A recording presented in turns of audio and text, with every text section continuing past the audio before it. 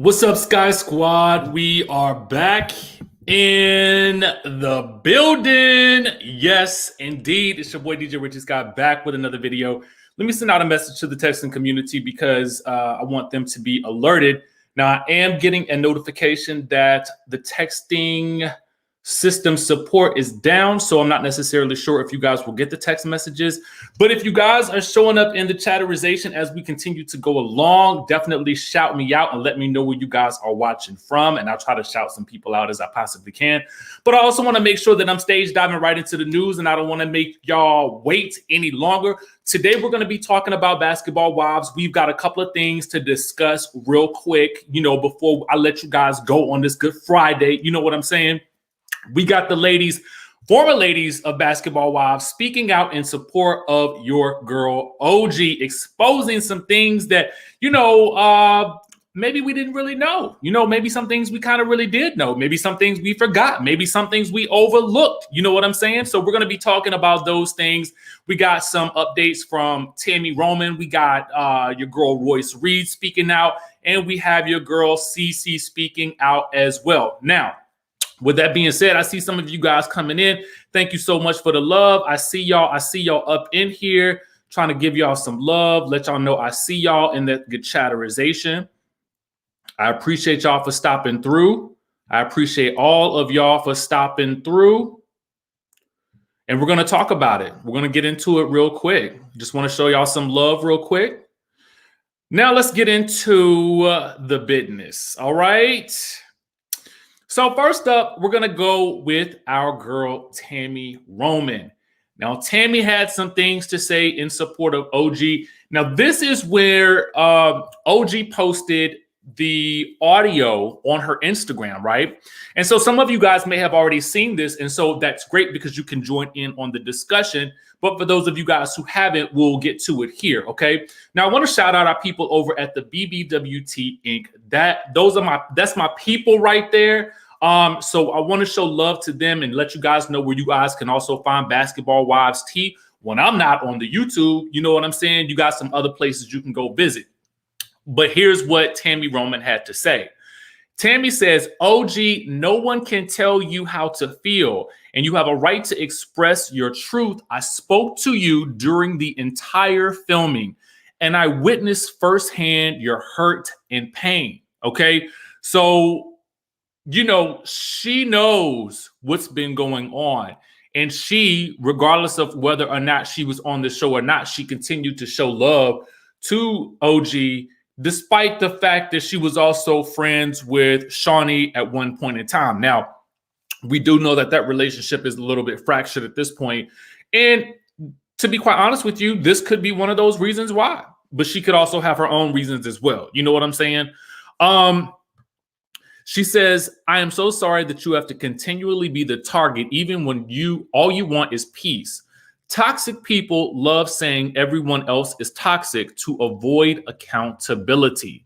Stay strong, friend. The viewers will eventually see and know it's not you. So even if you didn't feel that there was an issue or that if you felt like OG was making this up, it's interesting that she has so many people coming out in support of her. And this is why I'm saying that clearly there's an issue here. And clearly somebody, either the people at the production company or the rest of the ladies, are not willing to listen to see what this is, what it is. So OG responds and says, Tami, you have literally been there for me in ways people will never fully grasp. Our friendship is the true definition of a real sisterhood. I am so grateful for your experience, wisdom, and guidance. You know I love you. And if I don't say it enough, I love you, girl. So you guys know that Tami Roman has also been through the ringer with this group. You guys recall when Tami first appeared on the show, and back in the day, Denise, you are right. Tami has had her moments of doing some crazy problematic things as well. Okay. And CCF Freak says Tami grew unlike Evelyn and Shaunie. You guys may recall when Tami first came on the show, they kind of really made fun of her for, her wigs and her style. But, you know, honestly, what I did, looking back on it now, what I did love is that when Tami came to the show, she had just been living life. You know what I'm saying? And I felt like she sort of represented, you know, someone who was in the real world, even though she had done the real, you know what I'm saying? Even though she had done real world, she had been still living her life in the real world, dealing with the effects of, you know, the situation with just not working out in terms of her relationship with Kenny. Y'all remember that, right?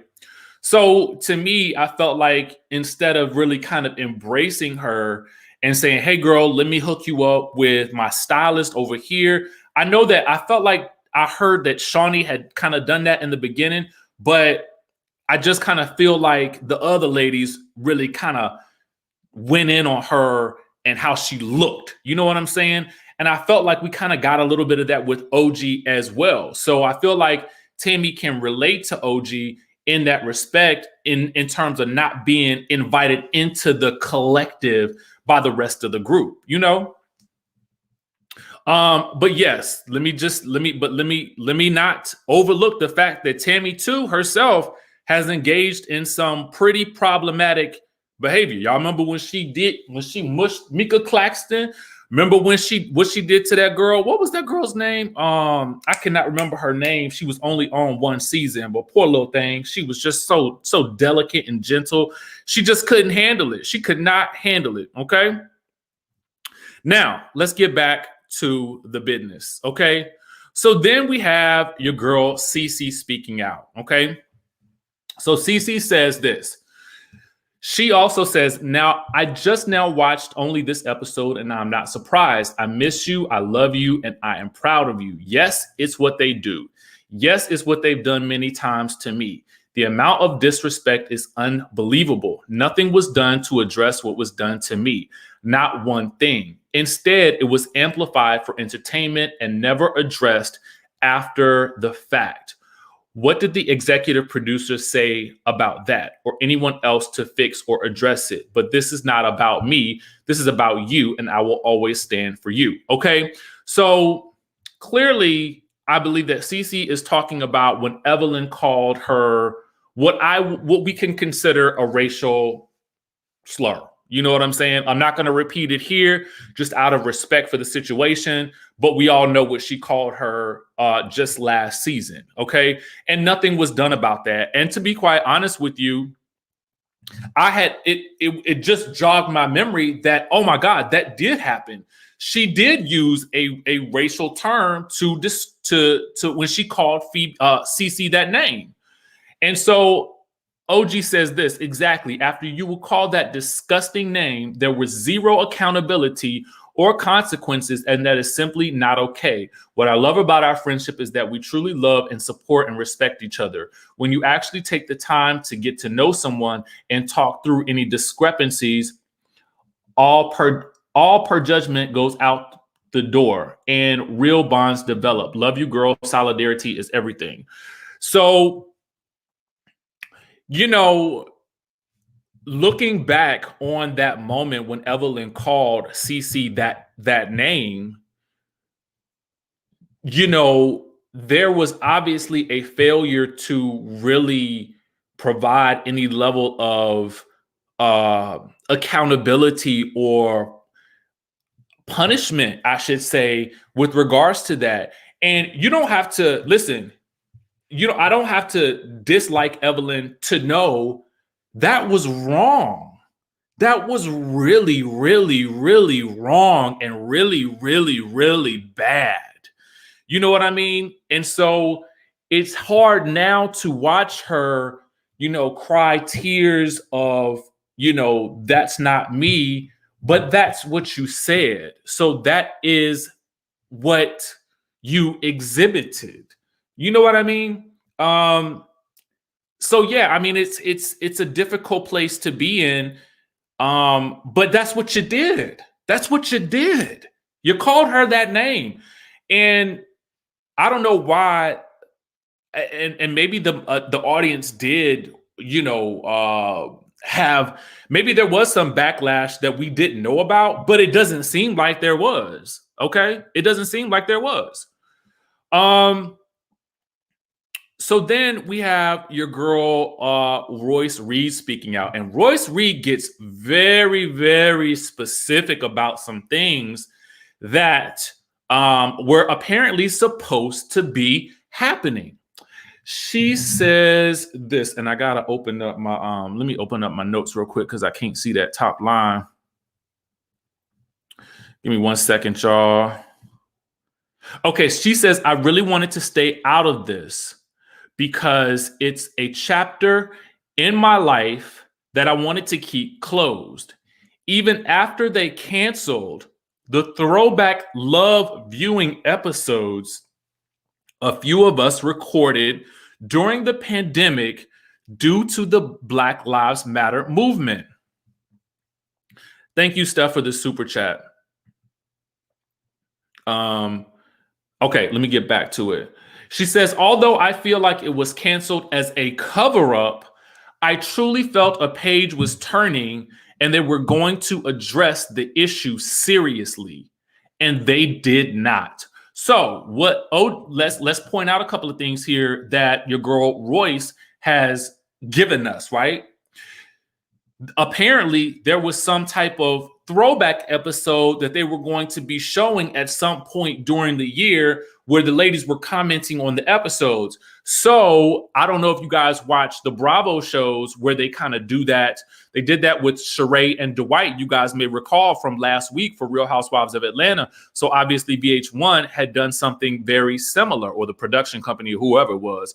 But in some way, shape, or form, this got put out of commission because of the Black Lives Matter movement, according to Royce, right? Okay. So now she's saying that she feels like it was canceled as a cover-up. And what I want to know is, was it because of some things that they said about the behaviors of certain cast members during the seasons or during the episodes that they were going to watch? Okay. So let's get back to it. She says the amount of disrespect I received and favoritism I witnessed for 4 seasons to be blanketed by and dismissed by production, edits, or cast interviews was depressing. So apparently there was maybe some complaints that she had made to production or to the network about her treatment. And y'all got to admit, I mean, back in the day, they did treat, they did kind of treat with, they did kind of treat your girl kind of bad. I mean, I think at the time we just looked at it like, maybe they just don't like her for whatever reason. They felt like she was, not up to their standards or for some reason. But I feel like now we're getting a different picture of, what was being said. So I do feel like they treated her kind of bad. I do. So she says, but I went back for those seasons after being told a change would happen. It never did. Okay. So apparently nothing ever happened after what she said. And I've heard this a lot from some people and it's on different shows, and it's not all having to deal with the same issues, but it has to do with a person continuing to return to a show where they have been treated a certain type of way. And we, the audience, would always wonder why they keep going back. Like, let's say, for instance, Tamar, we would always wonder, well, why would you keep going back to this show if you have so many issues with it? But now we know from Tamar herself that apparently there was some things that she was being told, allegedly, that were going to change. So maybe that's why, right? So anyway, she said to even excuse the terms used when other networks have respectfully parted ways with cast members for less offensive remarks simply because of ratings is so sad and shows not much has changed on the network. Even The Bachelor is owning up to their mishaps, but this show refuses to accept that L and make it a teachable moment. I commend you on posting this. And so what I like about what Royce said, listen, what I like about what she said is Royce gives them the opportunity in this statement, and she says, listen, there was an opportunity, and this is what I have been screaming. Regardless of whether or not the other women view what is going on with OG as conscious colorism or conscious featureism, or whether it's subconscious, right?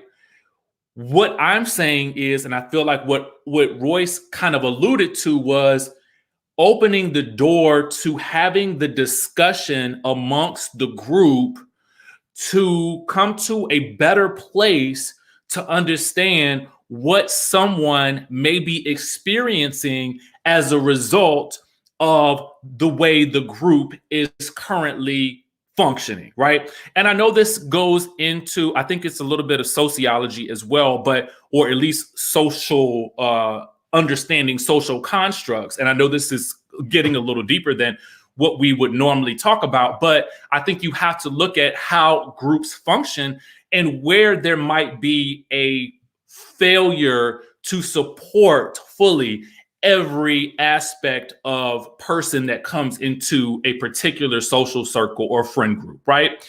And to me, I feel like what Royce is saying is, hey, there's an opportunity here to open the door to make it a teachable moment. And that's all I'm saying too. Why can't we just have this discussion amongst the group and then put it out on the table and say, hey, this woman is experiencing something. Whether we see it or not, this is her experience. So how do we as a collective come together to better understand it and now do something about it? And that doesn't just fall on the shoulders of the women who are on the cast. It also falls on the shoulders of the production team as well, specifically in light of the Black Lives Matter movement, and specifically in light of where we are today as a culture, with being a lot more sensitive to things that may have been okay years ago, right? It may have been comedy to call someone a racial name years ago. It's not anymore. It's not. It's not funny. It's not cool. That's not what we're doing right now. And so there's nothing wrong with having those discussions and putting it on the table and having everyone learn from it, production, the cast, and the viewing audience. So now everybody comes away with, this is how we can interact in a more sensitive way, be more accepting of one another, and not go to a place that's extra low or make someone feel like we are alienating them, whether it's because of their past experiences or whether it's something that we are doing ourselves. And because it is another, and I want to say it like this, let's take it a step further. Because it's another woman coming to them or saying this is what I experienced, and then another woman of color, I feel like there's a responsibility there to say, wait, my sister over here feels like we are marginalizing her for this reason, and this reason. What can we do to support our sister so that she knows that we may not get along in this group, but we can still love each other and respect each other with regards to that? That's all I'm saying. And I know it ain't got, and it probably wouldn't be a pretty conversation, and it probably wouldn't be a one episode conversation, but it's a conversation that could absolutely happen. It is.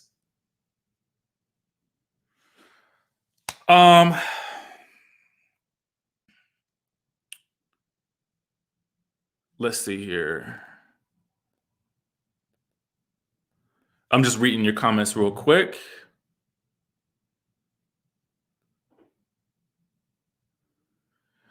So I think there also has to be an understanding of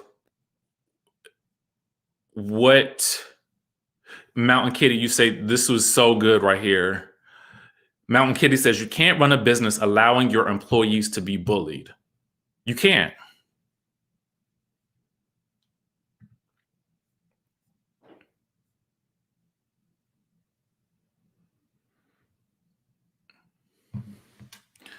And the crazy thing about it is, just as a result of everything we experienced last year, I would have expected people to have come back to the series and to the franchise much different than the way they left.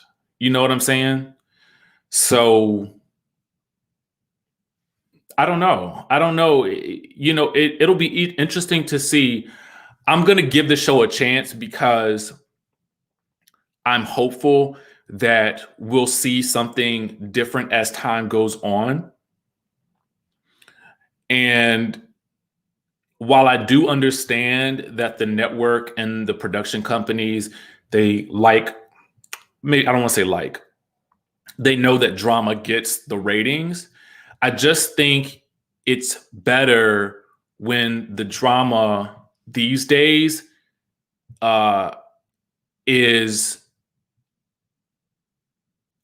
comes to a point where it can be resolved. And that's that. And I do think that it would be so nice to see, as Royce said, them turn this into a moment that becomes teachable for the ladies and for the viewers. And that's it. And I think as viewers, we really do want to see resolution, and we want to feel like the network hears us, because with the amount of social media activity that's being brought to this show as a result of this issue, you would think that someone would say, there's a problem here, right? And then follow the breadcrumbs back to figure out what the problem is. That's it. That's it. California Cutie says resolution is everything. It's absolutely everything. And I do feel like Jackie is trying to do that, you know, but everybody has to be at the same place that she's at. You know what I'm saying? In terms of wanting the resolution, right? So we'll have to see what happens. But I did have to bring that to you guys today in terms of news. And, you know, we'll continue to talk about the issues. And I know it's sensitive and I know it's frustrating for a lot of people. Just know that I'm just doing my best to shed light on the issue as I see it, and work us to a point where we can feel like everyone feels seen, everyone feels heard, and at the end of the day, we feel good about us, you know? So that's it for this one, you guys. Thank you so much for tuning in. Thank you so much. Janine asked, did I even listen to the leaked audio? Yes, I listened to all 52 minutes of it that was on there. Thank you. Yeah, so that's that. With that being said, guys, I will catch you in the next video. Y'all know I love y'all.